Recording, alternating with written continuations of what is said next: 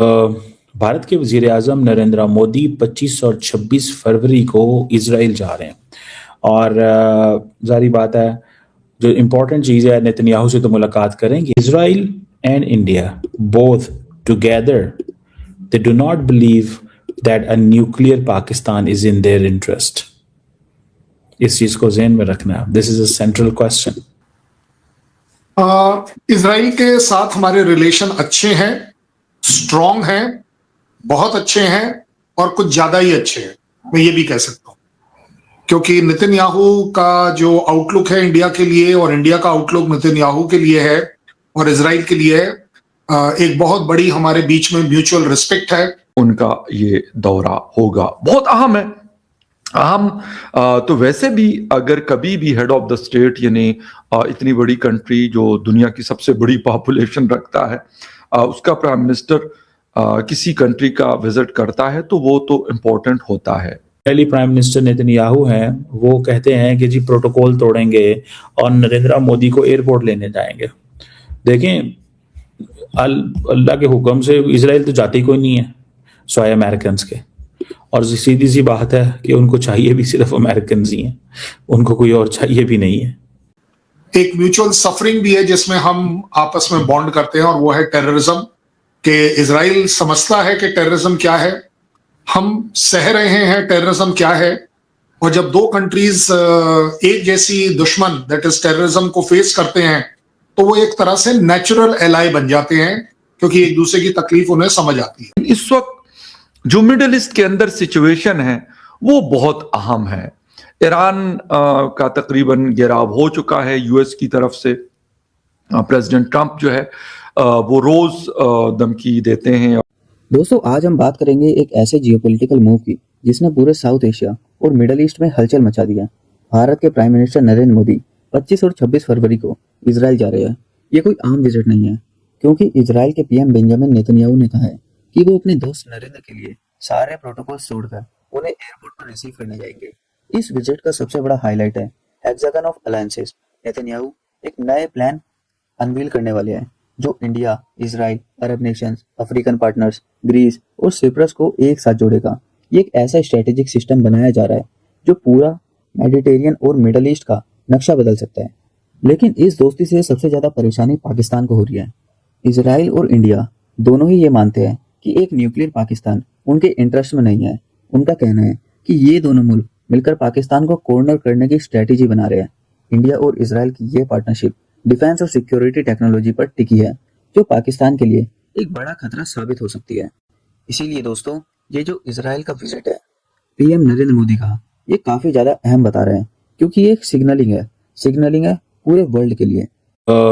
भारत के वजीर आजम नरेंद्र मोदी 25 और 26 फरवरी को इसराइल जा रहे हैं। और जारी बात है, जो इम्पोर्टेंट चीज़ है, नेतन्याहू से तो मुलाकात करेंगे, but there is an address to the Israeli parliament. मुझे समझ नहीं आई कि वाई दे बिलीव कि मुझे एड्रेस करना चाहिए इजरायली पार्लियामेंट को। और सबसे बढ़ के इम्पोर्टेंट चीज़ ये ज़हन में रखिएगा, Israel and India both together, they do not believe that a nuclear Pakistan is in their interest. इस चीज को ज़हन में रखना, this is a central question. अगले दिन क्या नाम था उनका, इजराइल के फॉर्मर डिफेंस मिनिस्टर भी रहे हैं और प्राइम मिनिस्टर भी रहे हैं, बेनेट समथिंग।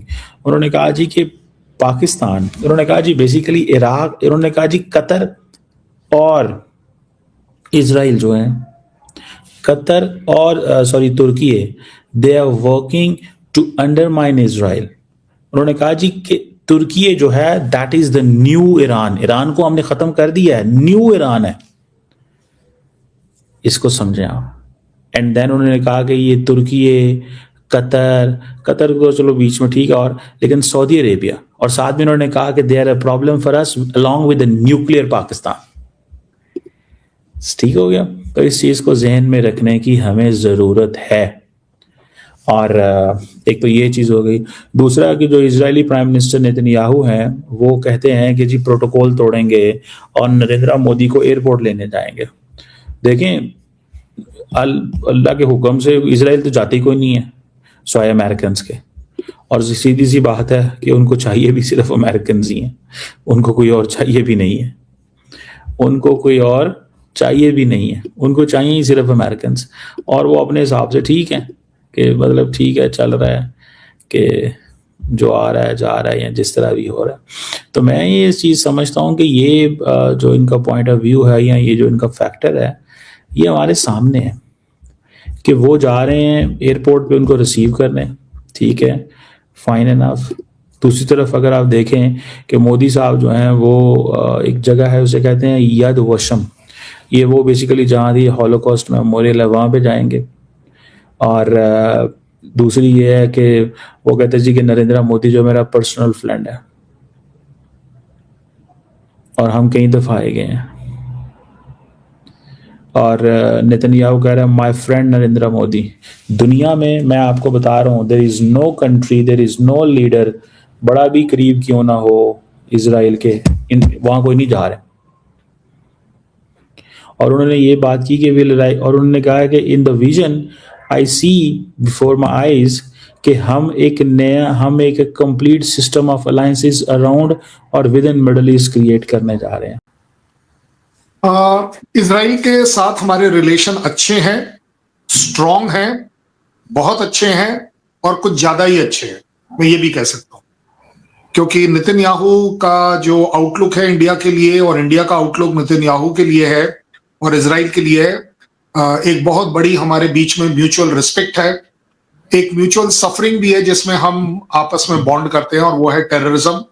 कि इसराइल समझता है कि टेररिज्म क्या है, हम सह रहे हैं टेररिज्म क्या है, और जब दो कंट्रीज एक जैसी दुश्मन दैट इज टेररिज्म को फेस करते हैं तो वो एक तरह से नेचुरल एलाई बन जाते हैं, क्योंकि एक दूसरे की तकलीफ उन्हें समझ आती है।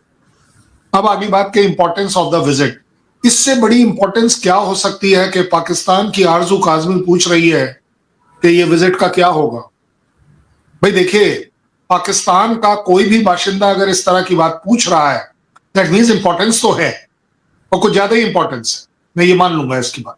अब सबसे बड़ी इंपॉर्टेंस किस तरह से देखी जा सकती है, कुछ एक मुद्दे ऐसे चल रहे हैं वर्ल्ड में, हमारे बीच में, हमारे अड़ोसियों पड़ोसियों के बीच में, जिसको अगर मैं बिल्कुल सीधी सीधी स्पष्ट लैंग्वेज में, खड़ी लैंग्वेज में, टफ लैंग्वेज में अगर बोलूं,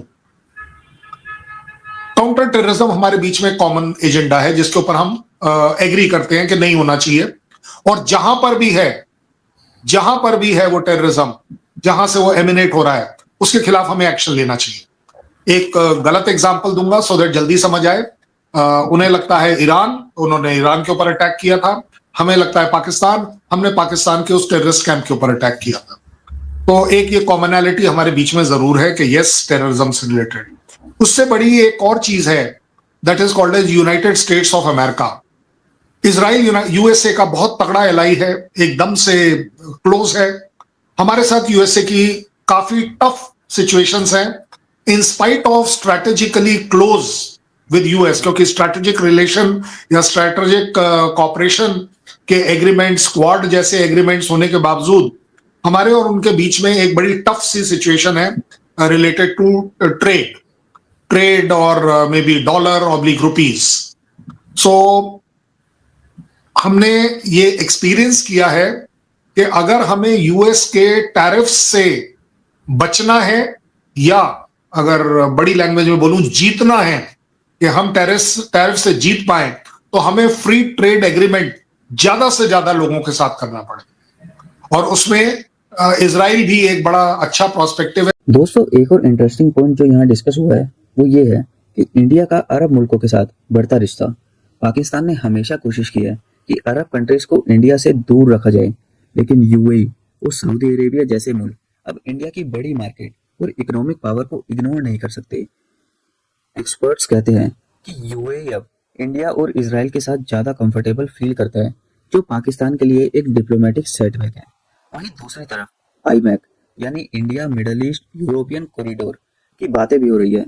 हालांकि इस कॉरिडोर में सऊदी और यूएई की आपसी खींचातानी की वजह से थोड़ी मुश्किलें जरूर है, लेकिन इंडिया इस गेम का एक बहुत बड़ा हिस्सा बन चुका है। कंक्लूजन ये है कि इंडिया अब सिर्फ अपने पड़ोस तक महदूद नहीं रहा। इजराइल के साथ मिलकर वो एक न्यू मिडल ईस्ट की बुनियाद रखने जा रहा है, जहां एक तरफ इजराइल को ग्लोबल मेनस्ट्रीम मिल रही है, वहीं इंडिया अपनी स्पेस को ग्लोबली एक्सपेंड कर रहा है।